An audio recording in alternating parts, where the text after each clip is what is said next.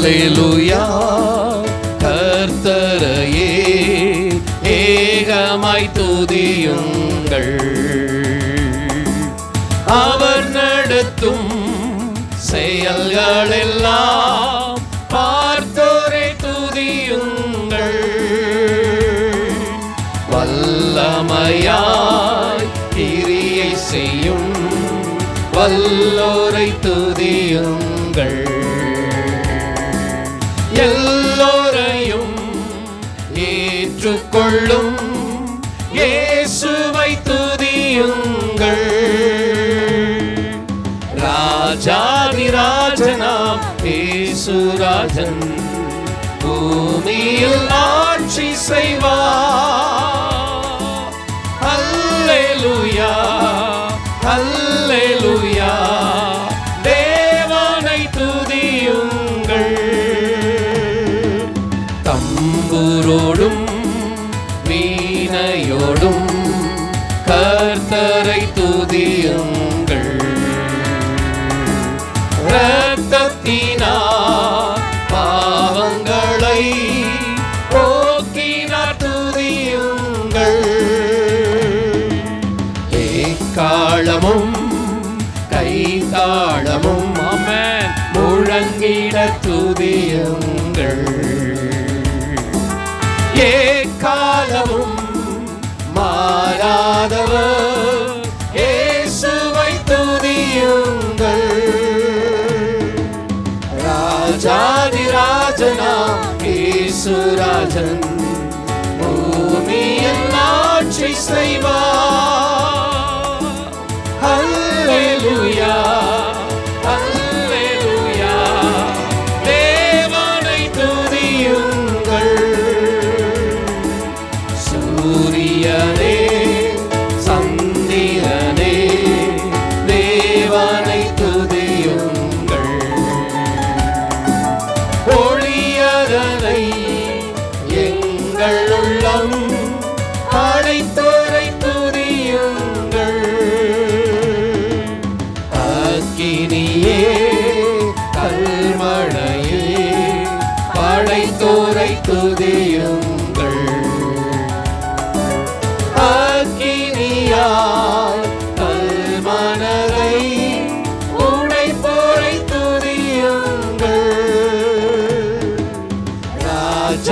ராஜாதிராஜனாம் இயேசுராஜன் பூமியில் ஆட்சி செய்வார்.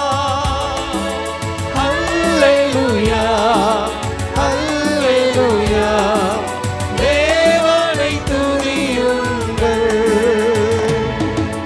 பிள்ளைகளே வாலிபரே தேவனை துதியுங்கள். வாழ்வதனை அவர் பணிக்கே கொடுத்து நீ துதியுங்கள். பெரியவரே பிரபுக்களே தேவனை துதியுங்கள். செல்வங்களை இயேசுவுக்காய் செலுத்திய துதியுங்கள்.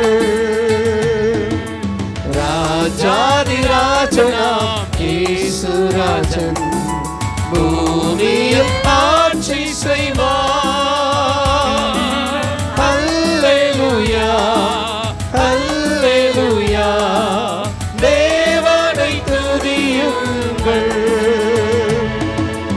ஆழ்கடலே சமுத்திரமே தேவனை துதியுங்கள். அலையலையா ஊழியர்கள் எழும்பினார் துதியுங்கள். தூதர்களே உன்னோடிகளே தேவனை துதியுங்கள். பரலோகத்தை பரிசுத்தர்கள் நிரப்புவார் துதியுங்கள். ராஜாதிராஜனாம் இயேசுராஜன் பூமியில் ஆட்சி செய்வார்.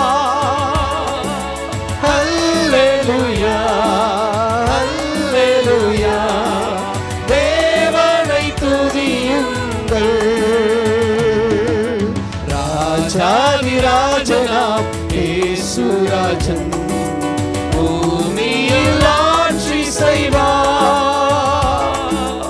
அல்லேலூயா அல்லேலூயா தேவனை துதியுங்கள்.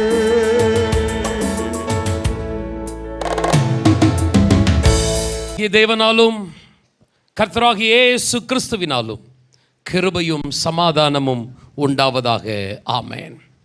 ஆண்டவராகிய இயேசு கிறிஸ்துவின் நாமத்தினால் கூடி வந்திருக்கிற யாவருக்கும் புத்தாண்டு நல்வாழ்த்துக்களை தெரிவித்துக் கொள்ளுகிறேன்.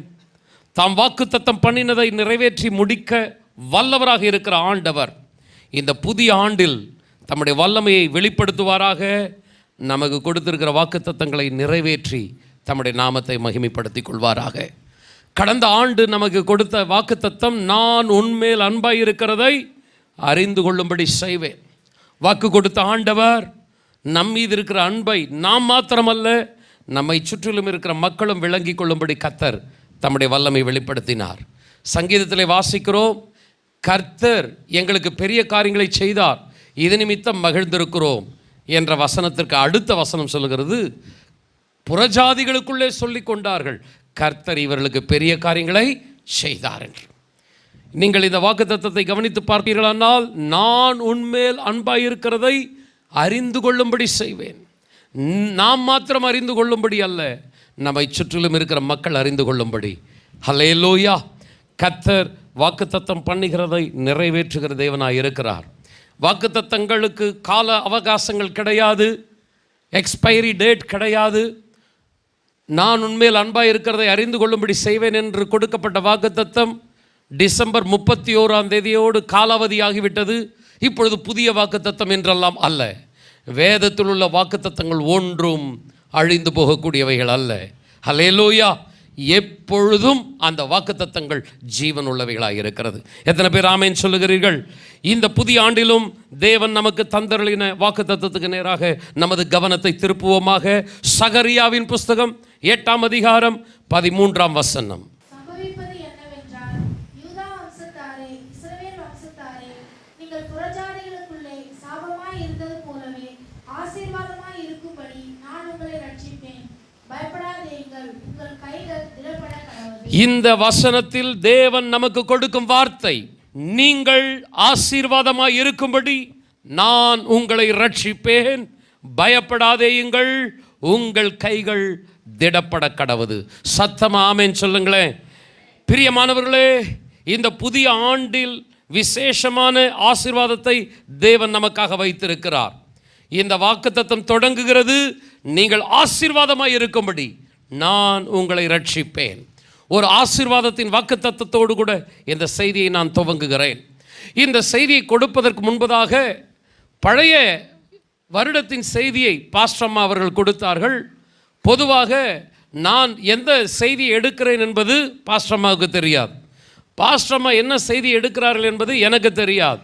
நாங்கள் செய்தி எடுக்கும் போதும் சரி, எல்லா சூழ்நிலையிலும் இங்கே வந்து உட்கார்ந்து தான் வார்த்தைகளை கேட்போம், என்ன ஆண்டவர் வார்த்தைகளை கொடுத்திருக்கிறார் என்று. நான் உட்கார்ந்து பழைய வருட செய்தியை கேட்க காத்து கொண்டிருந்த பொழுது வந்த செய்தி என்னன்னா, உங்கள் கைகள் திடப்பட கடவது, உங்கள் கிரியைகளுக்கு பலன் உண்டு என்று கர்த்தர் சொல்லுகிறார். இன்றைக்கு எடுத்த வாக்குத்தத்தத்திலையும் பயப்படாதேயுங்கள், உங்கள் கைகள் திடப்பட கடவுது. அன்பான சகோதரனே, சகோதரியே, இந்த வார்த்தைகளை உறுதிப்படுத்துகிற தேவன் நிச்சயமாய் இந்த ஆண்டு நம்முடைய வாழ்க்கையில விசேஷமான நன்மைகளை நடப்பிக்கிற தேவனாக இருக்கிறார். இந்த வசனம் துவங்குகிறதை பாருங்கள். நீங்கள் ஆசீர்வாதமாய் இருக்கும்படி என்கிற வார்த்தைக்கு முன்பதாக, நீங்கள் புறஜாதிகளுக்குள்ளே சாபமாய் இருந்தது போல. கடந்த நாட்களிலே ஒருவேளை அவமானம், வெட்கம், குனிந்த தலையோடு நமது வாழ்நாட்கள் கடந்து போய் இருக்கலாம். நம்மை சுற்றிலும் இருக்கிற புறஜாதி மக்களுக்கு மத்தியிலே அவர்களை காட்டிலும் நம்முடைய வாழ்க்கை பரிதாபமான நிலையில் இருக்கலாம். ஜீவனுள்ள தேவனது ஜனங்கள் என்று சொல்லிக் கொள்ளுகிற நம்மை காட்டிலும் மாயையை, விக்கிரகத்தை, பொய்யை வழிபடுகிற மக்களுடைய வாழ்க்கை மேன்மையாக, ஒருவேளை ஆசீர்வாதமாக இருந்திருக்கலாம். நம்மை அவர்கள் அற்பமாக நினைத்த காலங்கள் கடந்த காலங்களாக இருந்திருக்கலாம். ஆனால் இந்த ஆண்டிலே கர்த்தர் சொல்லுகிறார், நீங்கள் புறஜாதிகளுக்குள்ளே ஆசீர்வாதமாய் இருக்கும்படி நான் உங்களை ரட்சிப்பேன். கொஞ்சம் 2 கரங்களை உயர்த்தி, தகப்பனே, சாபமாயிருந்தது போல என்ற ஒரு வார்த்தை பயன்படுத்தப்பட்டிருக்கிறதே. ஒருவேளை கடந்த நாட்களிலே எங்களுடைய கண்ணீர்கள், எங்களுடைய அவமானங்கள், எங்களுடைய ஆண்டவரே நிந்தனைகளுக்கு மத்தியிலே நாங்களுடைய சமூகத்திலே நம்பிக்கையோடு ஓடோடி வந்தோம். எங்களுடைய ஆண்டவரே கண்ணீரை பார்த்தீர், எங்களுடைய சிறுமையை கவனித்து பார்த்தீர். நாங்கள் நிந்திக்கப்பட்ட குறுகின ஆண்டவரே அந்த நாட்களுக்கு மத்தியிலே உம்முடைய சமூகத்துக்கு ஓடோடி வந்ததை உம்முடைய கண்கள் கவனித்து பார்த்தது. இன்றைக்கு நீர் சொல்லுகிறீர், நீங்கள் இதற்கு முன்பதாக சாபமாய் இருந்து இருக்கிறீர்கள், ஆனால் இப்பொழுது நீங்கள் ஆசீர்வாதமாய் இருக்கும்படி நான் உங்களை ரட்சிப்பேன். கரங்களை தட்டி கர்த்தரை மகிமைப்படுத்துவோமா? ஹல்லேலூயா, ஹல்லேலூயா, ஹல்லேலூயா. உமக்கு ஸ்தோத்திரம் ஆண்டவரே. இந்த வாக்குத்தத்தத்தை சரியாக விளங்கி கொள்ள நான் சற்று இந்த காலத்தை, பின்னணியை நான் உங்களுக்கு சுட்டிக்காட்ட சில வசனங்களை நான் இந்த சகரியா புஸ்தகத்துக்கு வெளியே இருந்து எடுக்க விருப்பப்படுகிறேன். தானியேலின் புஸ்தகம் 2ஆம் அதிகாரம் 20ஆம் 21ஆம் வசனத்தை வாசிக்க கேட்கலாம். பின்பு தானியேல் சொன்னது, தேவனுடைய நாமத்துக்கு என்றென்றைக்கும் உள்ள சதா காலங்களிலும் ஸ்தோத்திரம் உண்டாவதாக. ஞானமும் வல்லமையும் அவருக்கே உரியது. அவர் காலங்களையும் சமயங்களையும் மாற்றுகிறவர். ராஜாக்களை தள்ளி ராஜாக்களை ஏற்படுத்துகிறவர். ஞானிகளுக்கு ஞானத்தையும் அறிவாளிகளுக்கு அறிவையும் கொடுக்கிறவர். சகரியா மூலமாக தேவன் தமது ஜனங்களுக்கு வாக்குத்தத்தம் கொடுத்த காலம் எப்படிப்பட்ட காலம் என்றால், இஸ்ரவேல் ஜனங்கள், தேவ ஜனங்கள் பாபிலோன் சிறையிருப்பில் அடிமைப்பட்டு கிடந்த காலம். பாபிலோன் தேசம் எப்படிப்பட்டது? பெரிய பெரிய விக்கிரகங்களை வழிபடுகிற தேசம். மாத்திரமல்ல, அசுத்தமான பாவத்தை தண்ணீரை போல பருகுகிற தேசம்.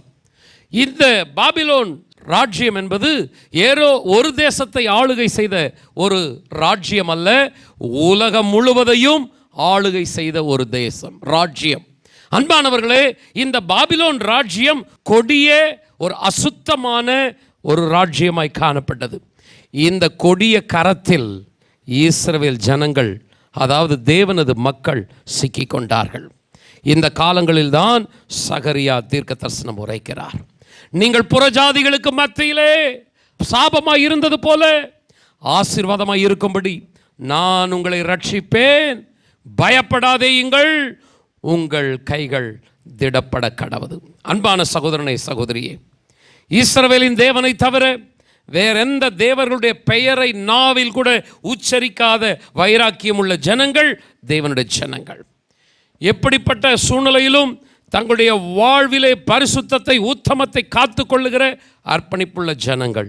ஆனால் பாபிலோன் என்கிற விக்கிரக தேசம், அசுத்த தேசம், இங்கே சிக்கிக்கொண்டு அவர்கள் பாதிக்கப்பட்டு கொண்டிருக்கிறார்கள். நீ வாளாய் இருக்க மாட்டாய், நீ தலையாய் இருப்பாய். நீ கீழாய் இருக்க மாட்டாய், மேலாய் இருப்பாய். இந்த வாக்குத்தத்தத்துக்கு நேர் எதிராக அவருடைய வாழ்க்கையில் அவர்கள் அடிமைகளைப் போல காணப்பட்டார்கள்.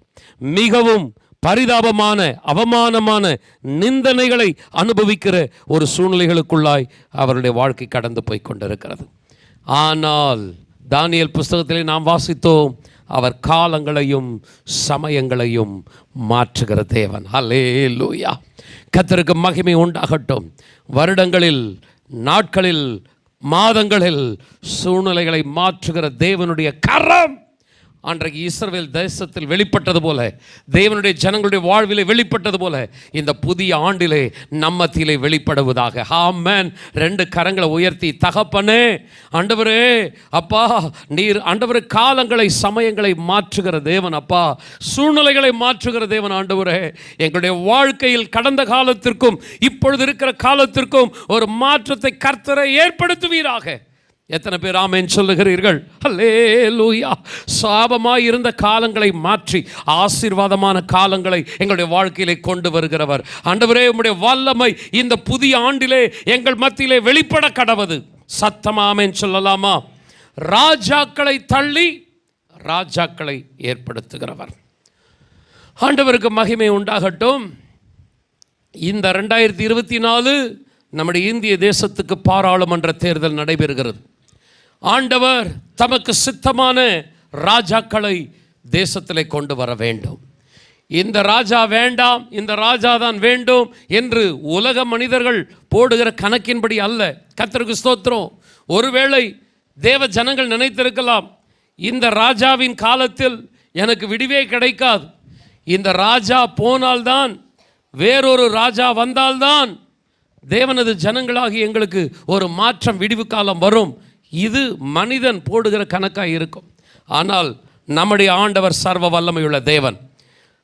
அந்த கொடிய ராஜாவை பதவியில் அமர வைத்தே, நானே மகத்துவமான ராஜா, பூமியிலே மகிமையான காரியங்களை நடப்பிக்கிற தேவன் நான் மாத்திரமே என்று தம்முடைய வல்லமை வெளிப்படுத்துகிறவர் தான் நம்முடைய சர்வ வல்லமையுள்ள தேவனாக இருக்கிறார். 2 கரங்களை உயர்த்தி, தகப்பனே, இந்த 2024 எங்களுடைய இந்திய தேசத்திற்கு பாராளுமன்ற தேர்தல் நடைபெறுகிறது. கரங்களை உயர்த்தி ஜெபம் பண்ணலாமா? ஆண்டவரே, காலங்களை சமயங்களை மாற்றுகிறவர். ஆண்டவரே, நீர் ஒருவரே ஞானத்தில் நிறைந்த தேவன். சிங்காசனத்தில் யார் அமர வேண்டும் என்பது உம்முடைய தீர்மானமாக இருக்கிறது. அல்லேலூயா. மனிதன் நினைக்கிறது ஒருபுறம் இருக்கட்டும், செயல்படுவது ஒருபுறம் இருக்கட்டும், ஆனால் ஆண்டவர் அந்த அதிகாரத்தை, வல்லமையை உம்முடைய கரத்தில் கொடுக்கிறோம். எங்கள் இந்திய தேசத்துக்கு யார் ஆண்டவர் தேவையோ அந்த ஆண்டவரே அப்பா நபரை உம்முடைய ஆண்டவர் சித்தத்தின்படி சிங்காசனத்தில் அமர வைப்பீராக. எங்களுடைய தேசத்தில் உம்முடைய நாமம் மகிமைப்படுவதாக. பாபிலோன் ராஜ்யத்தில் கர்த்தரே தேவன் என்று ஆண்டவர் ஜனங்கள் ஆர்ப்பரிக்கும்படி சூழ்நிலைகளை ஆளுகை செய்த தேவன். கரங்களை உயர்த்தி, எங்கள் இந்திய தேசத்தில் ஏதோ சபைக்குள் மாத்திரம் கர்த்தரே தேவன் என்கிற சத்தம் அல்லப்பா. ஆண்டவர் எங்களுடைய தேசம் முழுவதும், ஆண்டவர் இமய முதல் குமரி வரை, பட்டணங்கள், பட்டி தொட்டிகள், எல்லா இடங்களிலும் ஒரு சத்தம், ஆரவாரம் புறப்பட வேண்டும். கர்த்தரே தேவன். கரங்களை தட்டி அல்லேலூயா, ஆண்டவரே நீர் ஆளுகை செய்வீராக, உம்முடைய வல்லமை வெளிப்படுத்துவீராக. சத்தமா ஆமென் சொல்லலாமா? ஆண்டவருக்கு மகிமை உண்டாகட்டும். அன்பானவர்களே, தேவன் ஒருவரே மகத்துவமான ராஜாவாக இருக்கிறார். பூமியிலே தம்முடைய திட்டத்தை நிறைவேற்றுகிற தேவனாக இருக்கிறார். கர்த்தருக்கு ஸ்தோத்திரம். செப்பனியா புஸ்தகம் 3ஆம் அதிகாரம் 19ஆம் வசனத்தை நாம் வாசிக்கலாம். இதோ அக்காலத்திலே உன்னை சிறுமைப்படுத்தின யாவரையும் தண்டிப்பேன், நொண்டியானவனை ரட்சித்து தள்ளுண்டவனை சேர்த்துக் கொள்வேன். அவர்கள் வெட்கம் அனுபவித்த சகல தேசங்களிலும் அவர்களுக்கு புகழ்ச்சியும் கீர்த்தியும் உண்டாகச் செய்வேன். இந்த வசனத்தில் நான் எடுக்கிற ஒரு பகுதி, அவர்கள் வெட்கம் அனுபவித்த சகல தேசங்களிலும். கவனிங்க, ஆண்டவருக்கு ஸ்தோத்திரம். ஒரு வசனம்னா அதில் நிறைய பகுதிகள் இருக்குது விளக்கத்துக்கு. ஆனால் நான் இந்த செய்திக்கு, இந்த நாள் செய்திக்கு ஏற்றபடி ஒரு வசனத்திலிருந்து ஒரு பகுதி எடுக்கிறேன். அவர்கள் வெட்கம் அனுபவித்த சகல தேசங்களிலும். என்ன நடக்கிறது? தேவ ஜனங்கள் குடியிருப்பதற்காக ஆண்டவர் கானான் தேசத்தை கொடுக்கிறார். நீங்கள் இந்த தேசத்தில் சுகமாய் குடியிருங்கள் என்று ஆண்டவர் அந்த செழிப்பான தேசத்தை கொடுத்தார். உலகத்தில் உள்ள எல்லா நாடுகளுக்கு மத்தியிலே கானான் தேசத்துக்கு ஒரு சிறப்பு உண்டு. என்ன சிறப்பு? இந்த இஸ்ரவேல் தேசத்தின் எல்லைகளை குறித்தது தேவனாகிய கர்த்தர். நம்முடைய இந்திய தேசத்தின் எல்லைகள் மாறுகிறது. பல ஆண்டுகளுக்கு முன்பதாக கொங்கு தேசம் என்று இருந்தது. இந்திய தேசத்தின் அந்த மேப் வித்தியாசமாக இருந்தது. இன்றைக்கி பார்த்தீங்கன்னா வரைபடத்தில் சில நாடுகள் காணாமல் போய்விட்டது, தனி நாடுகளாகிவிட்டது, வேற எங்கேயாவது போய் ஒட்டி கொண்டது. பல நாடுகளிலே இப்படி எல்லைகள் மாறிக்கொண்டு இருக்கிறது. இன்றைக்கு வரைக்கும் எல்லைகள் மாறாத ஒரு தேசம் இருக்கிறது என்றால் அது இஸ்ரவேல் தேசம். அல்லேலூயா. இந்த தேசத்துக்கு எல்லைகளை கர்த்தரே முன்குறித்தார். இப்போ நீங்கள் கவனிங்கள், நான் என்ன சொல்லுகிறேன்? அவர்கள் வெட்கம் அனுபவித்த சகல தேசங்கள். அவர்கள் இருக்க வேண்டிய தேசம் கானான் தேசம். அப்படி என்றால் சகல தேசம் என்ற ஏன் அந்த ஒரு சூழ்நிலை வந்தது? பாபிலோன் சாம்ராஜ்யம் இஸ்ரவேல் தேசத்தை பிடித்தவுடனே செய்த காரியம் என்ன?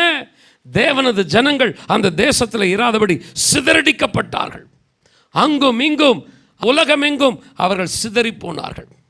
எந்தெந்த தேசத்துக்கு தேவ ஜனங்கள் தப்பி ஓடுகிறார்களோ அந்த இடத்திலும் அவர்கள் எப்படிப்பட்டவர்களாக இருந்தார்கள் என்று வசனம் சொல்லுகிறது. அவர்கள் வெட்கம் அனுபவித்த சகல தேசம். கொஞ்சம் கவனிங்க பிரதர் சிஸ்டர். சொந்த நாட்டை இழந்து உயிர் தப்ப பிழைக்க எங்கேயாவது ஒரு தேசத்துக்கு போகலாம் என்று ஓடுகிறார்கள்.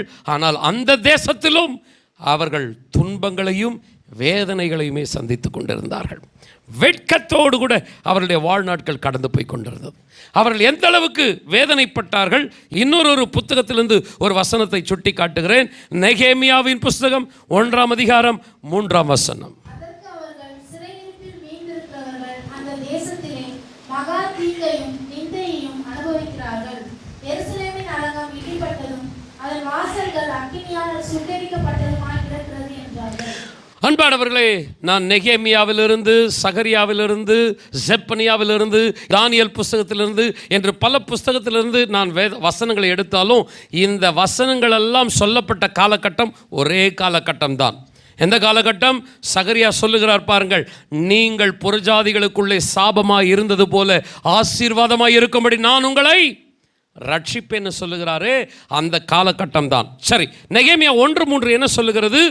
அந்த தேசத்திலே மகா தீங்கையும் நிந்தையையும் தேவனது ஜனங்கள் அனுபவிக்கிறார்கள். எந்த தேசம் இங்கே சொல்லப்பட்டிருக்கிறது? இஸ்ரவேல் தேசம். அதாவது சொந்த தேசத்தில் இருக்கிற தேவனது ஜனங்கள்.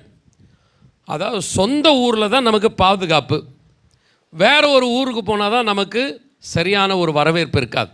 சொந்த ஊருப்பா, நம்ம ஊர் சொர்க்கமே ஆனாலும் சொந்த ஊர் போல வருமா அப்படின்னு கேட்குறாங்க. அப்போது சொர்க்கத்தை விட எந்த ஊர் பெஸ்ட்டுன்னா சொந்த ஊர் அப்படின்னு சொல்கிறாங்க. அருமையானவர்களே, சொந்த ஊரில் இருக்கிற தேவ ஜனங்கள் எப்படி இருக்கிறாங்களோ மகா தீங்கையும் நிந்தையையும் அனுபவிக்கிறார்கள். கவனிங்க, சொந்த ஊரில் இருக்கிற தேவ ஜனங்களுக்கே இவ்வளவு தீங்கு, இவ்வளவு நிந்தன்னா உயிர் தப்ப பிழைக்க அக்கம் பக்கத்து தேசத்துக்கு ஓடி போன மக்கள் எவ்வளவு பரிதாபமான நிலையில் இருந்திருப்பார்கள். தன்னை ஒரு கிறிஸ்தவன், யூதன் என்று சொல்வதற்கே ஒரு கடினமான சூழ்நிலை காணப்பட்டிருக்கும். சாத்தான் எவ்வளவு குரூர புத்தியுடையவன் என்பதை இதில் நீங்கள் புரிந்து கொள்ளலாம். ஏதோ உயிர் தப்ப இந்த தேசத்தை விட்டுட்டு வேற தேசத்தை போயிட்டான். இதுதான் அவன் சொந்த தேசம், இந்த தேசத்தில் தான் அவன் குடியிருக்கணும். ஆனால் அவன் தப்பி பிழைக்க வேற தேசத்துக்கு போயிட்டான். அங்கேயாவது அவங்க எப்படியாவது பொழைச்சி போட்டோம். சாத்தான் விடுறானா? இல்லை. என்ன சொல்லுகிறது செப்பனியாவில்? அவர்கள் வெட்கம் அனுபவித்த சகல தேசம். எந்த தேசத்துக்கு தப்பி ஓடுறாங்களோ, எந்த ஊரில் தெருவில் குடியிருக்கிறாங்களோ அங்கேயும் அவர்களை ஒடுக்குகிறான். அவங்க நிம்மதியாகவே இருக்கக்கூடாது. எங்கே போனாலும் சத்துரு விரட்டி கொண்டே போகிறான். வாழ்க்கையில் கடினமான சூழ்நிலையை கடந்து போய் கொண்டிருக்கிறார்கள் தேவச்சனங்கள். இதுதான் புறஜாதிகளுக்குள்ளே சாபமாக இருந்தது போல. பிரதர்ஸ் அண்ட் சிஸ்டர்ஸ், என்ன காரியத்தை எடுத்தாலும் அது தோல்வியில் முடிகிறதா?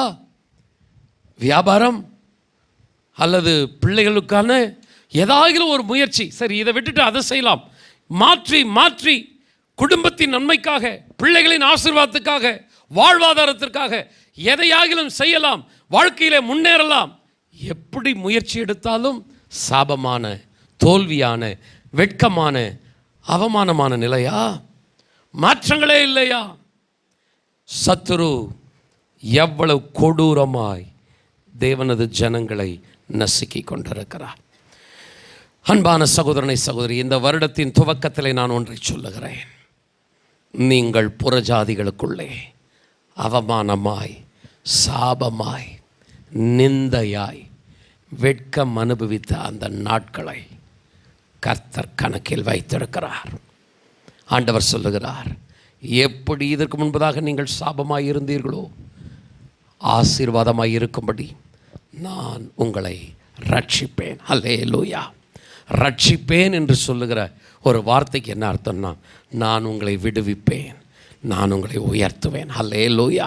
91ஆம் சங்கீதத்தில் நாம் வாசிக்கிறோம், அவன் என்னிடத்தில் வாஞ்சையை இருக்கிறபடினால் நான் அவனை விடுவிப்பேன், என் நாமத்தை அவன் அறிந்திருக்கிறபடினாலே அவனை உயர்ந்த அடைக்கலத்திலே வைப்பேன்.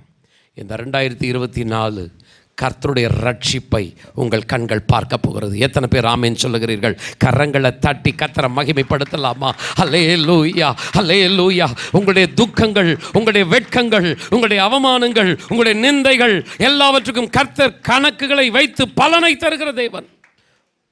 பழைய வருட செய்தியில் கேட்டோம், நம்முடைய தேவன் பலன் தருகிற தேவன். ஆண்டவர் நிச்சயமாய் பலனை தரப்போகிறார். எத்தனை பேர் ஆமேன் சொல்லுகிறீர்கள்? நான் பழைய வருட செய்தியை பாஸ்டர் அம்மாவே என்னுடைய செய்தியில் ஒரு சப்ஜெக்டை எடுத்துட்டதுனால ஷார்ட்டாக நான் எடுத்த செய்தியை கொடுத்துட்டு நான் இந்த செய்தியை கன்க்ளூஷன் பண்ண விருப்பப்படுகிறேன். அன்பானவர்களே, பயப்படாதேயுங்கள், உங்கள் கைகள் திடப்பட கடவது. ஆண்டவர் ஆசீர்வதிக்க போகிறார் நிச்சயமாய். நீங்கள் எவ்வளவுக்கு எவ்வளவு அவமானப்பட்டீர்களோ, எவ்வளவுக்கு எவ்வளவு ஒரு சாபமான பாத்திரமாய் இருந்தீர்களோ, அத்தனைக்கும் நீங்கள் ஆசீர்வாதமாய் மாறப்போகிறீர்கள். எத்தனை பேர் விசுவாசிக்கிறீர்கள்? ஆமேன் சத்தமாய் சொல்ல கேட்கிறேன். ஆண்டவர் உங்கள் மீது வந்த சாபத்தை ஆசீர்வாதமாய் திருப்புகிற தேவன், உங்களுடைய துக்கத்தை சந்தோஷமாய் மாற்றுகிற தேவன். இந்த 2024 தேவனுடைய கிரியையை உங்கள் கண்கள் பார்க்க போகிறது. ஆனால் ஆண்டவர் சொல்லுகிறார், பயப்படாதேயுங்கள், உங்கள் கைகள் திடப்பட கடவது. உங்கள் கைகள் திடப்பட கடவது என்றால் என்ன? பாஸ்டர்மா பழைய வருட செய்தியை கரெக்டாக சொல்லிட்டாங்க. நம்மை நாம் கர்த்தருக்குள் திடப்படுத்தி கொள்ள வேண்டும்.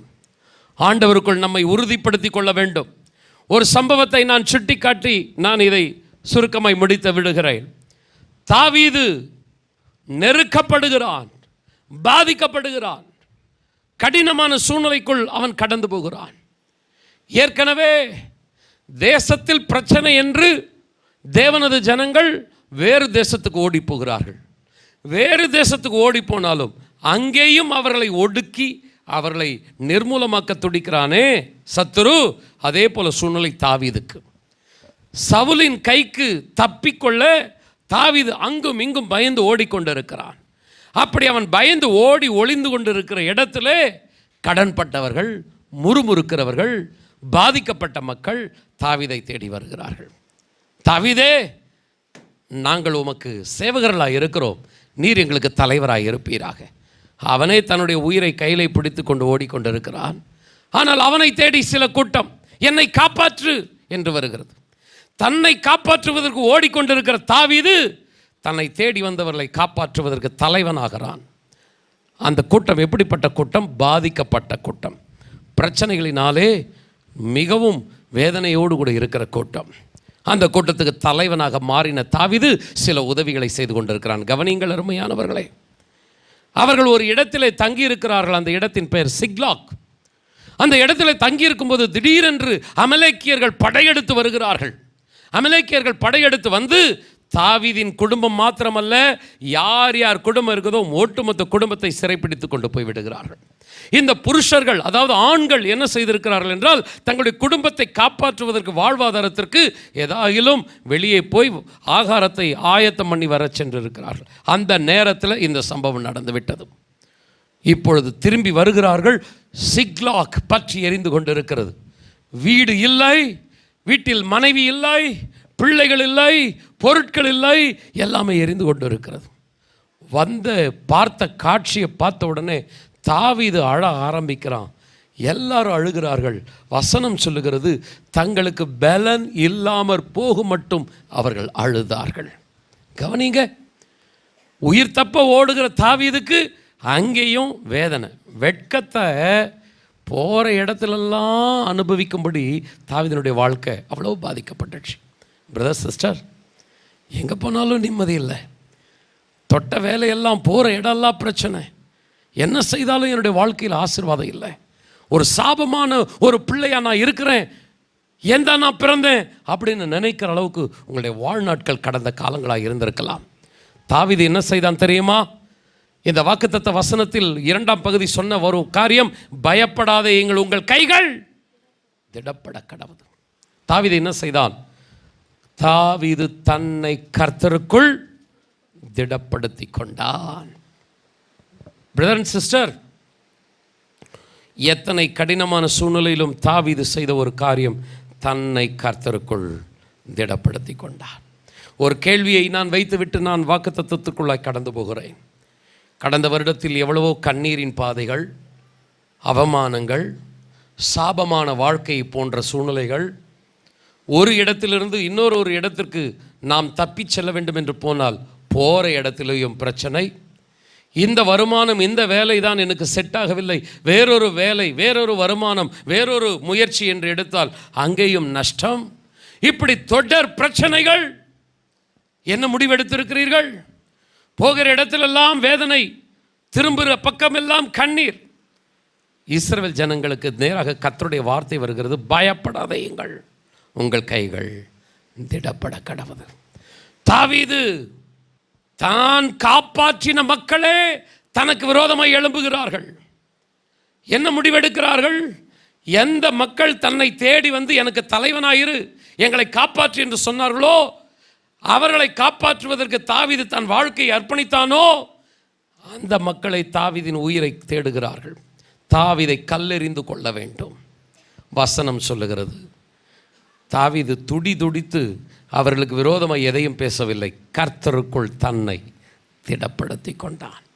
பிரதர்ஸ் சிஸ்டர்ஸ், 2023 பின்வாங்கி போகிற, சோர்ந்து போகிற, ஜெபத்தை நிறுத்திவிட்ட, வேத வாசிப்பை விட்டுவிட்ட காலங்களா, அல்லது இன்னும் கர்த்தரை நெருங்கி பிடித்து, ஆண்டவரே என்னுடைய கண்ணீர் அதிகமாகிறது, என்னுடைய துக்கம் இன்னும் அதிகமாகிறது, ஆனாலும் நான் உமக்குள் என்னை திடப்படுத்திக் கொள்வேன். எத்தனை பேர் ஆமேன் சொல்லுகிறீர்கள்? கொஞ்சம் 2 கரங்களை உயர்த்தி அல்லேலூயா.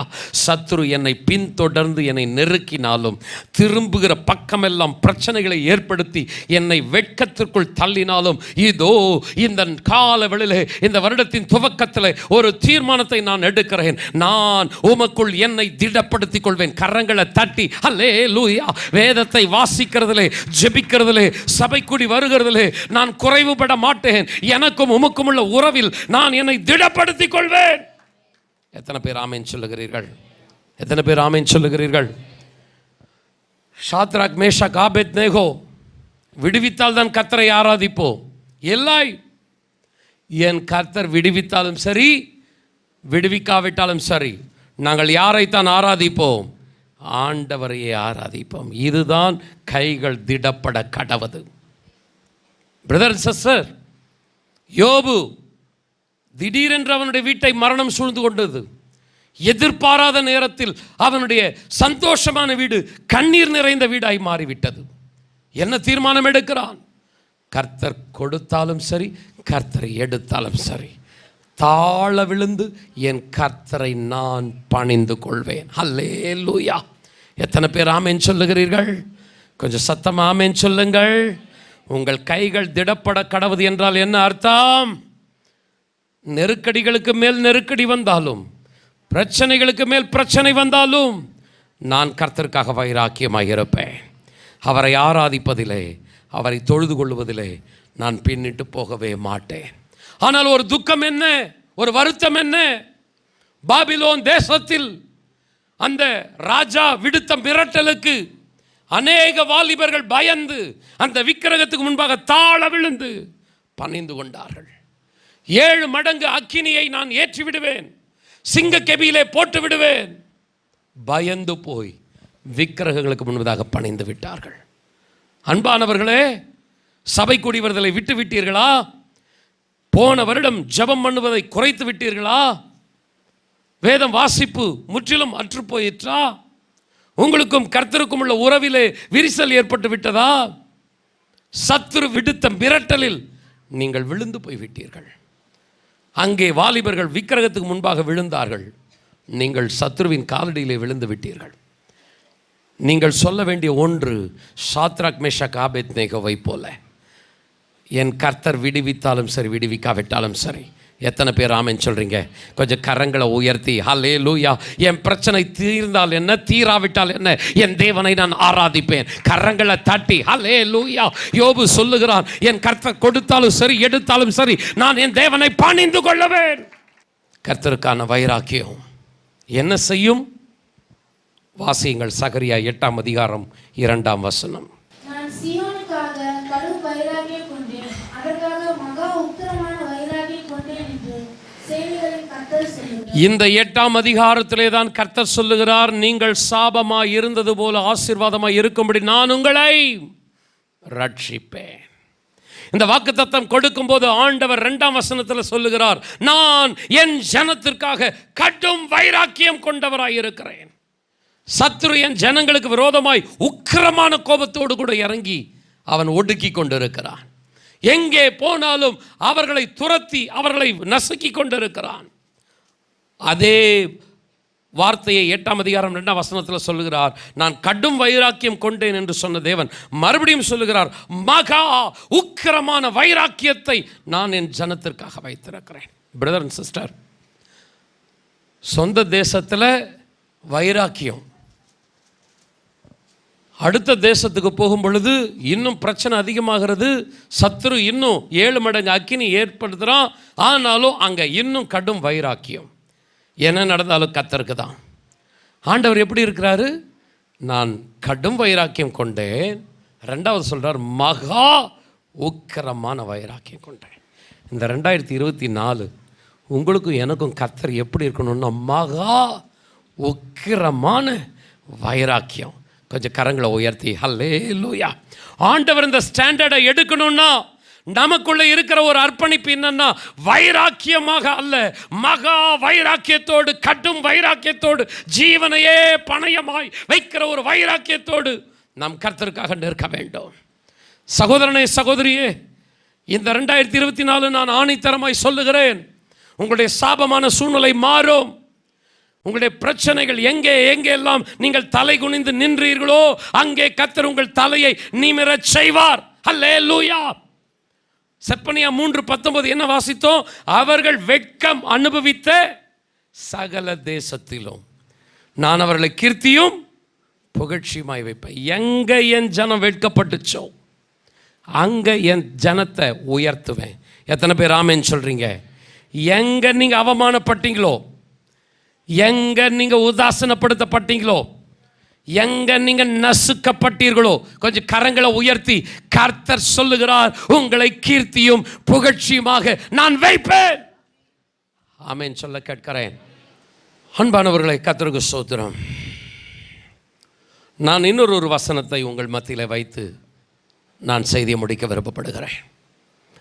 நம்முடைய பாடுகள், போராட்டங்கள் ஒன்றும் வீணாய் போகவே போகாது. ஒருவேளை சத்ரு அதிகமாய் ஒடுக்கி விட்டானா, அதிகமாய் உங்களை நசுக்கி உங்களை பாதிப்புக்குள் கடந்த நாட்களில் தள்ளிவிட்டானா, நான் ஆண்டவருடைய நாமத்தினாலே உங்களுக்கு சொல்லுகிறேன், நீங்கள் அந்த பாடுகளுக்கு மத்தியிலே, போராட்டங்கள், உபத்திரவங்களுக்கு மத்தியிலே நான் கர்த்தருக்காக வைராக்கியமாய் நிற்பேன்னு ஒரு முடிவெடுத்தீர்கள் அல்லவா, அந்த பாடு, போராட்டம், அர்ப்பணிப்பு, விசுவாசம் ஒருபோதும் வீணாய் போகாது. ஏசாயாவின் புஸ்தகம் 61ஆம் அதிகாரம் 7ஆம் வசனம். உங்கள் வெட்கத்துக்கு பதிலாக இரட்டத்தனையாய் பலன் வரும். லட்சைக்கு பதிலாக தங்கள் பாகத்தில் சந்தோஷப்படுவார்கள். அது நிமித்தம் தங்கள் தேசத்தில் இரட்டிப்பான சுதந்திரம் அடைவார்கள். நித்திய மகிழ்ச்சி அவர்களுக்கு உண்டாகும். உங்கள் வெட்கத்திற்கு பதிலாக இரண்டத்தனையாய் பலன் வரும்.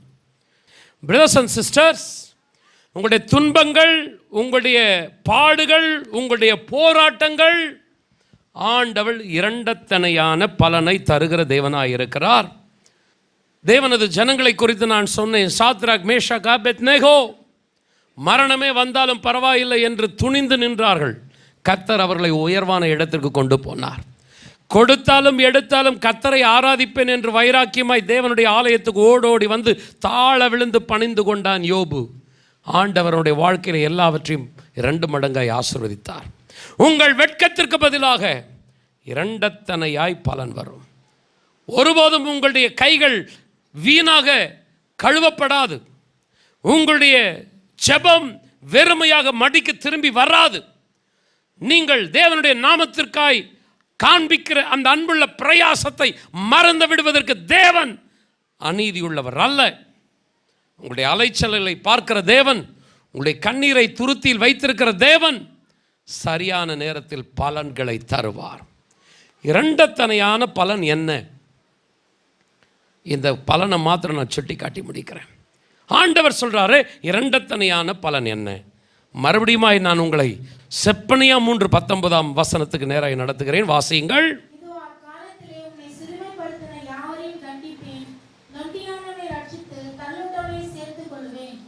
தாங்கள் வெட்கம் அனுபவித்த சகல தேசங்களிலும் அவர்களுக்கு புகழ்ச்சியும் கீர்த்தியும் உண்டாகச் செய்வேன். கவனிக்கிறீர்களா அன்பானவர்களே? அவர்கள் வெட்கம் அனுபவித்த சகல தேசங்களிலும் அவர்களுக்கு புகழ்ச்சியும் கீர்த்தியும் உண்டாகச் செய்வேன். முதல்ல ஆண்டவர் கொடுக்குற பலன் என்னன்னா, நீங்கள் எங்கே பாதிக்கப்பட்டீங்களோ, அது வேலை ஸ்தலம், குடும்பம், தெரு, ஊர், எங்கே நீங்கள் பாதிக்கப்பட்டீங்களோ அங்கே உங்களுக்கு புகழ்ச்சியும் கீர்த்தியும் கொண்டு வரார். ரெண்டாவது பலன் என்ன? 20வது வசனத்தை வாசிங்க. அக்காலத்திலே உங்களை கூட்டிக் கொண்டு வருவேன், அக்காலத்திலே உங்களை சேர்த்துக் கொள்வேன். உங்கள் கண் காண நான் உங்கள் சிறையிருப்பை திருப்பும் பொழுது பூமியில் உள்ள சகல ஜனங்களுக்குள்ளும் நான் உங்களை கீர்த்தியும் புகழ்ச்சியுமாக வைப்பேன். இப்போ இரண்டாவது பலனை கர்த்தர் கொண்டு வருகிறார். பூமியில் உள்ள சகல ஜனங்களுக்குள்ளும் நான் உங்களை கீர்த்தியும் புகழ்ச்சியுமாக வைப்பேன். கவனிங்கள் அருமையானவர்களே, நீங்கள் பாடுபடுவது நல்லது, நான் உபத்திரவப்பட்டது நல்லது, நான் சோதிக்கப்பட்டது நல்லது. ஏனென்றால் கர்த்தர் எனக்கு கொடுத்த பலன் 1 மடங்கு அல்ல, 2 மடங்கு பலனை கொடுத்திருக்கிறார். நான் வெட்கம் அனுபவித்தது ஒரு காரியம், ஆனால் தேவன் எனக்கு கொடுத்த பலன் 2 மடங்கு காரியம் கர்த்தர் தரப்போகிறார். முதல் பலன் என்ன? நீங்கள் எங்கே பாதிக்கப்பட்டீர்களோ அந்த இடத்தில் உங்களை உயர்த்துவார். இரண்டாவது பலன் என்ன? பூமியில் உள்ள சகல ஜனங்களுக்கு மத்தியில். Glory to God. இந்த 2024 ஒரு ஆசீர்வாதத்தை ஒவ்வொரு குடும்பமும் சுதந்திரிக்க போகிறோம். எத்தனை பேர் விசுவாசிக்கிறீர்கள்? அல்லேலூயா. எந்தெந்த மக்கள், தேவ ஜனங்கள், அது வேலை ஸ்தலமோ அல்லது வாழ்க்கையோ தெருவோ, எந்த இடத்தில் சத்துரு வெட்கத்தை உண்டு பண்ணினானோ அதே தெருவில், அதே வேலை ஸ்தலத்தில் கீர்த்தியும் புகழ்ச்சியுமாய் கர்த்தர் உங்களை உயர்த்த போகிறார். 2 கரங்களை உயர்த்தி, தகப்பனே, இந்த நாளிலே நாங்கள் உம்முடைய சமூகத்தில் வருகிறோம். எங்களை ஒடுக்குவதற்கு சத்துரு ஆங்காங்கே ஆட்களை வைத்து, எப்படி எகிப்து தேசத்தில் ஒடுக்குகிறவர்களுக்கு ஆண்டவரே ஒரு சீட்டை கொடுத்து தேவ ஜனங்களை ஒடுக்கி கொண்டே இருந்தானோ, அது மாதிரி எந்த பக்கம் திரும்பினாலும், எந்த வேலையை கையில் எடுத்தாலும் எங்களை ஒடுக்கி கொண்டே இருக்கிற சூழ்நிலை. நாங்கள் எங்கே வெட்கப்பட்டோமோ அங்கே எங்களை உயர்த்த போகிறீர். எத்தனை பேர் ஆமென் சொல்கிறீங்க? 20வது வசனம் சொல்லுகிறது, பூமியில் உள்ள சகல ஜனங்களுக்கு மத்தியில். இப்போ அந்த எல்லை பெரிதாகிறது. முதல்ல ஒரு சின்ன சர்க்கிளில் கர்த்தர் உங்களை உயர்த்துகிறார். நீங்கள் பாதிக்கப்பட்ட இடத்துல கர்த்தர் உங்களை தூக்கி மேன்மையாக வைக்கிறார். இரண்டாவது, அந்த சர்க்கிளை கர்த்தர் பெரிதாக்குகிறார். உங்களை எல்லைகளை தாண்டி வெளியே கொண்டு போகிறார். உங்களுடைய பெயரை பிரஸ்தாபப்படுத்துகிறார் பல இடங்களுக்கு. பூமியில் உள்ள சகல ஜனங்களுக்கு மத்தியிலே உங்களை கீர்த்தியாக புகழ்ச்சியாக கர்த்தர் வைக்கும் நாட்கள் இந்த 2024வது நாட்கள். எத்தனை பேர் விசுவாசிக்கிறீர்கள்? கொஞ்சம் 2 கரங்களை உயர்த்தி, தகப்பனே, நாங்கள் சாபமாய் இருந்தது போல ஆசீர்வாதமாய் இருக்கும்படி எங்களை நீர் ரட்சிக்கிற தேவனாக இருக்கிறீர். எங்களிடத்தில் நீர் எதிர்பார்க்கிற ஒன்று, பயப்படாதீங்கள், உங்கள் கைகள் திடப்பட கடவுது. ஆண்டவரே, நாங்கள் எங்களை திடப்படுத்தி கொள்ளணும். கொஞ்சம் முழங்காற்படிடுவோமா? முழங்காற்படிட்டு, ஆண்டவரே, ஒருவேளை நாங்கள் தடுமாறி போயிருந்தோம்னா, ஆண்டவரே, அந்த பாபிலோன் தேசத்தில் அந்த ராஜா விடுத்த மிரட்டலுக்கு, அதிகாரிகள் பண்ணின அலம்பலுக்கு நாங்கள் எதுக்கு நம்ம வீண் வம்பு அப்படின்னு அந்த விக்கிரகத்துக்கு முன்னாடி அநேகர் பணிஞ்சிட்டாங்களே, அதுபோல் நாங்கள் ஆண்டவரே சத்துரு போட்ட சதி திட்டம் இவைகளுக்கெல்லாம் நாங்கள் அடிபணிஞ்சு ஒருவேளை உம்மை மறந்திருந்தோம்னா, எங்களை திடப்படுத்தி கொள்ள தவறி நாங்கள் ஆண்டவரை பின்மாற்றம் அடைந்திருந்தோம்னா, கொஞ்சம் கரங்களை உயர்த்தி எத்தனை பேர் ஜெபம் பண்ணுறீங்க? இதோ நாங்கள் எங்களை திடப்படுத்தி கொள்ள போகிறோம். அல்லேலூயா. விடுதலை வந்தாலும் சரி, விடுதலை வராவிட்டாலும் சரி, நாங்கள் உம்மை ஆராதிக்கிறதை நிறுத்த மாட்டோம். கரங்களை தட்டி அல்லேலூயா, அல்லேலூயா. ஆண்டவர், உயர்வு வந்தாலும் சரி, தாழ்வு வந்தாலும் சரி, என்னை பலப்படுத்துகிற கிறிஸ்துவினாலே நான் எல்லாவற்றையும் செய்ய பலனுள்ளவனாயிருக்கிறேன். அல்லேலூயா. இந்த திடனுள்ள அனுபவத்துக்குள்ள எங்களை நடத்துவீராக. ஆமென். இந்த பலன், இந்த வைராக்கியம் உங்களுக்குள்ள வந்துச்சுன்னா 2ஆம் வசனத்தில் கர்த்தர் சொல்றாரு, என் ஜனத்துக்காக நான் கடும் வைராக்கியம் உடையவராக இருக்கிறேன். கொஞ்சம் முழங்கால நின்று ஆண்டவரை பார்த்து, ஆண்டவரே அப்பா, நாங்கள் உமக்காக வைராக்கியம் எடுக்கும்போது நீர் எங்களுக்காக வைராக்கியம் எடுக்கிறீர். ஆண்டவரே, நாங்கள் உமக்காக வைராக்கியம் இருக்கும்போது சத்ரு மகா உக்கரத்தோடு எங்களுக்கு விரோதமாக எழும்புறான். அதுக்காக நீர் அமைதியாக போயிடுறது கிடையாது. அடுத்த வசனத்தில், 2ஆம் வசனத்தில் அடுத்த பகுதியில் சொல்கிறார், நான் சியோனுக்காக மகா உக்கிரமான வைராக்கியம் கொண்டிருக்கிறேன். ஹல்லேலூயா. எவ்வளவு ஆண்டவரே கடினமான சூழ்நிலைகளை சத்துரு எடுத்தாலோ என் கர்த்தர் அதற்கும் மேலாக தம்முடைய வல்லமையை வெளிப்படுத்துகிற தேவனாய் இருக்கிறீர். ஹல்லேலூயா. ஆண்டவரே, இந்த ஆண்டவர் வருடத்தில் நீர் எங்களுக்காக வைராக்கியம் எடுக்கிற, மகா உக்கரமான வைராக்கியம் எடுக்கிற தேவனாய் இருக்கிறீர். அப்பா, நாங்கள் பட்ட பாடு வீணாய் போகாது. ஆண்டவரே, கொஞ்சம் கண்களை மூடி கரங்களை உயர்த்தி, நாங்கள் ஆண்டவரே ஐயா, ஆண்டவரே கண்ணீர் சிந்தின அந்த ஆண்டவரே கண்ணீர்களெல்லாம் துருத்தியில் வைத்திருக்கிறீர். நாங்கள் அலைந்த அலைச்சல்களை எல்லாம் எண்ணி வைத்திருக்கிறீர். அப்பா, ஆண்டவரே மோசே ஜெபிக்கிறான், ஆண்டவரே நாங்கள் சிறுமைப்படுத்தப்பட்ட நாட்களுக்கும் துன்பத்தை கண்ட வருஷங்களுக்கும் சரியா நீர் எங்களை மகிழ்ச்சியாக்கணும். அந்த ஜெபம் வெறுமையாக வரல. ஓ, அந்த ஜனங்களுக்கு கர்த்தர் மகிழ்ச்சியை கொண்டு வந்தார். எப்படிப்பட்ட மகிழ்ச்சியை கொண்டு வந்தார்? 2 தனையாக கொண்டு வந்தார். ஹல்லேலூயா.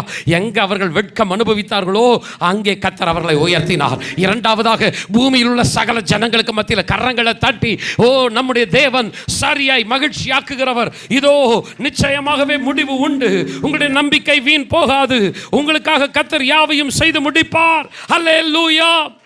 பிரச்சனைகளுக்கு மத்தியில் ஒரு பந்தியை கர்த்தர் ஆயத்தப்படுத்துகிறார். உங்களுடைய தலை எண்ணெயினால் அபிஷேகம் பண்ணுகிறார். உங்களுடைய பாத்திரம் நிரம்பி வழிகிறது. ஓ, ஜீவனுள்ள நாட்களெல்லாம் நன்மைகள் கிருபைகள் தொடருகிறது. ஹல்லேலூயா. நீங்கள் ஒரு தீர்மானம் எடுங்கள், நான் தேவனுடைய வீட்டிலே சபையிலே நீடித்த நாட்களை நிலைத்திருப்பேன். எனக்கும் என் தேவனுக்கும் இடையிலே எந்த ஒரு பிரிவும் வருவதற்கு நான் இடம் கொடுக்கவே மாட்டேன். கிறிஸ்துவின் அன்பை விட்டு என்னை பிரிப்பவன் யார்? ஹல்லேலூயா. எந்த பாடுகள், உபத்திரவங்கள், போராட்டங்கள், சத்துரு விதவிதமாய் கொண்டு வருகிற ஆண்டவரே எத்தனையோ சதி திட்டங்கள், ஒன்றும் என்னை கிறிஸ்துவின் அன்பை விட்டு, அந்த சத்தியத்தை விட்டு, சபையை விட்டு பிரிக்கவே பிரிக்காது. கரங்களை தட்டி ஹல்லேலூயா, ஹல்லேலூயா, ஹல்லேலூயா. உமக்கு ஸ்தோத்திரம் ஆண்டவரே, உமக்கு ஸ்தோத்திரம் ஆண்டவரே. கர்த்தர் சொல்றாரு, எவ்வளவுக்கு எவ்வளவு வெட்கம் அனுபவித்தீர்களோ அவ்வளவுக்கு அவ்வளவு நீங்கள் புகழ்ச்சி கீர்த்தியை சுதந்தரிப்பீர்கள். எந்த இடத்தில் தெருவில் நீங்கள் தலை குனிந்தீர்களோ முதலாவதாக அங்கே கர்த்தர் உயர்த்த போகிறார். கரங்களை உயர்த்தி இந்த 2024 உங்கள் வேலை ஸ்தலத்தில் ஒரு மாற்றத்தை பார்க்க போகிறீங்க. உங்கள் குடும்பத்தில் ஒரு மாற்றத்தை பார்க்க போகிறீங்க. கரங்களை உயர்த்தி ஹல்லேலூயா. நான் நம்புகிற ஆண்டவரே, நான் எதிர்பார்க்குற ஆண்டவரே, இதோ இந்த 2024 ஒரு தீர்மானம் எடுக்கிறேன். நான் உமக்காக வைராக்கியமாக இருக்க போகிறேன். நான் ஆண்டவரே உம்மை ஆராதிக்கிறதில்ல, உம்மை தேடுகிறதில்ல, நான் ஜெபிக்கிறதில்ல, நான் துதிக்கிறதில்ல, நான் கொடுக்கறதில்ல, ஒருபோதும் ஆண்டவரே குறைந்து போக மாட்டேன். நான் உமக்காக வைராக்கியமாக இருக்க போகிறேன். சத்துரு எத்தனை விதத்தில் வந்தாலும் அவன் வெட்கப்பட்டு போவான். நான் உம்மை மகிமைப்படுத்துவேன். ஆண்டவரே, கரங்களை தட்டி ஆண்டவரை மகிமைப்படுத்துவோமா? கர்த்தர் உங்களை பார்த்து சொல்றார், உனக்காக நான் கடும் வைராக்கியம் எடுப்பேன். ஹல்லேலூயா. நீ எங்கெங்கெல்லாம் வெட்கப்பட்டையோ அங்கெல்லாம் உன் தலையை உயர்த்துவேன். உன்னை கீர்த்தியும் புகழ்ச்சியுமா வைப்பேன். நீ வெட்கப்பட்ட இடத்துல மாத்திரம் அல்ல, சகல ஜனங்களுக்கு மத்தியில், ஓ உன் கண் காண்கிற எல்லா இடங்களுக்கு மத்தியில் உன்னை உயர்த்துவேன். ஆமென். வெட்கத்திற்கு பதிலாக ஆண்டவர் இரட்டிப்பான நன்மைகளை தருகிறவர். கண்ணீருக்கு பதிலாக ஆனந்த களிப்பை தருகிற தேவன். புது வருடத்தை புது கிருபைகளினாலே நிரப்புகிறார். புதிய ஆசீர்வாதங்களினால் நிரப்புகிறார். கரங்களை தட்டி பாடுவோமா? ஆமென். ஹல்லேலூயா. வெட்கத்திற்கு பதிலாக நன்மை தாரும் தேவா, வெட்கத்திற்கு பதிலாக இரட்டிப்பு நன்மை தாரும் தேவா, கண்ணீருக்கு பதிலாக, எங்கள் கண்ணீருக்கு பதிலாக களிப்பை தாரும் தேவா, ஆனந்த களிப்பை தாரும் தேவா, புது கிருபை தாரும் தேவா, புது பலனை தாரும் தேவா, புது கிருபை தாரும் தேவா, புது பலனை தாரும் தேவா. என்னை நடத்தும், புதிய கிருபையால் என்னை நிரப்பும், புதிய ஆண்டுக்குள் என்னை நடத்தும், புதிய ஆரம்பம் அற்பமானாலும் ஆரம்பம் அற்பமானாலும் முடிவு சம்பூர்ணமா. ஆரம்பம் அற்பமானாலும் முடிவு சம்பூர்ணமா. குறைவுகள் நிறைவாகட்டும், எல்லா குறைவுகள் நிறைவாகட்டும், வறட்சி செழிப்பாகட்டும், என் வறட்சி செழிப்பாகட்டும். புது கிருபை, புது கிருபை தாரும் தேவா, புது பலனை தாரும் தேவா, புது கிருபை தாரும் தேவா, புது பலனை தாரும் தேவா. புதிய ஆண்டுக்குள் என்னை நடத்தும், புதிய கிருபையால் என்னை நிரப்பும், புதிய ஆண்டுக்குள் என்னை நடத்தும், புதிய கிருபையால் என்னை நிரப்பும். புது கிருபை தாரும் தேவா, புது பலனை தாரும் தேவா, புது கிருபை தாரும் தேவா, புது பலனை தாரும் தேவா. புது கிருபை தாரும் தேவா, புது பலனை தாரும் தேவா, புது கிருபை தாரும் தேவா, புது பலனை தாரும் தேவா. கரங்களை நல்லா தட்டி கர்த்தரை மகிமைப்படுத்தலாமா? ஹல்லேலூயா, ஹல்லேலூயா. நீங்கள் புறஜாதிகளுக்குள்ளே சாபமாய் இருந்தது போல நீங்கள் ஆசீர்வாதமாய் இருக்கும்படி நான் உங்களை ரட்சிப்பேன். பயப்படாதேயுங்கள், உங்கள் கைகள் திடப்பட கடவது. நீங்கள் எங்கெல்லாம் வெட்கம் அனுபவித்தீர்களோ அதே இடத்தில் உங்களை கீர்த்தியும் புகழ்ச்சியுமாய் வைப்பேன். நான் உங்களுக்காக வைராக்கியம் கொண்டிருக்கிறேன். உங்கள் கைகள் திடப்படட்டும், வைராக்கியமாயிருங்கள். கர்த்தருடைய மகிமையும் ஆசீர்வாதமும் வல்லமையும் இந்த புதிய ஆண்டிலே நம்முடைய வாழ்க்கையிலே வெளிப்படுவதாக பாஸ்டர் அவர்கள் இறுதியாக ஜெபத்தில் நடத்துவார்கள். ஆமென். ஸ்தோத்திரம் ஆண்டவரே, எங்கள் அன்பின் பரலோக பிதாவே, அப்பா அந்த வருடத்தின் ஆண்டவரே முதல் நாள் நம்முடைய பாதத்தில் வந்து நிற்கிறோம் ஆண்டவரே. தகப்பனே, நீர் எங்களோடு பேசி நம்முடைய வார்த்தைகளுக்காய் நன்றி செலுத்துகிறோம் ஆண்டவரே. நாங்கள் சாபம் அனுபவித்த இடத்துல ஆண்டவரே நீர் எங்களை ஆசீர்வாதமாக வைப்பேன் என்று சொல்லி இந்த வருடத்தில் எங்களுக்கு நீர் கொடுத்த வாக்குத்தத்தத்துக்காய் ஸ்தோத்திரம் ஆண்டவரே. தகப்பனே அப்பா ஸ்தோத்திரம் ஆண்டவரே. இன்னும் இடத்துல நெருங்கி வர தகப்பனே எங்களுக்கு உதவி செய்யும் ஆண்டவரே. நீர் எங்களை ஆசீர்வதிக்க உண்மை உள்ளவர் அப்பா. நாங்கள் தவறுகிறோம் ஆண்டவரே. நாங்கள் ஆண்டவரே ஸ்தோத்திரம் ஐயா இன்னும் உம்முடைய பாதத்தில் அமர்ந்து ஆண்டவரே உமக்காக ஆண்டவரே நாங்கள் வைராக்கியம் உள்ளவர்களாக ஆண்டவரே வைராக்கியம் உள்ள ஜனங்களாகி மாற நாங்கள் எந்தெந்த இடத்துலலாம் வெட்கத்தை அனுபவித்தோமோ அந்த இடத்துலலாம் எங்களுடைய தலைகளை நிமிர்ந்து நடக்க செய்ய போகிற தேவனுக்கு ஸ்தோத்திரம் உண்டாவதாக என்று சொல்லி நாங்கள் ஆண்டவரே ஸ்தோத்திரிக்கிறோம் ஐயா. இன்னும் ஆண்டவரே உம்மை மகிமைப்படுத்துகிற பாத்திரங்களாய் எங்களை மாற்றும் ஐயா. உமக்கே துதி மகிமையை செலுத்துகிறோம் ஆண்டவரே.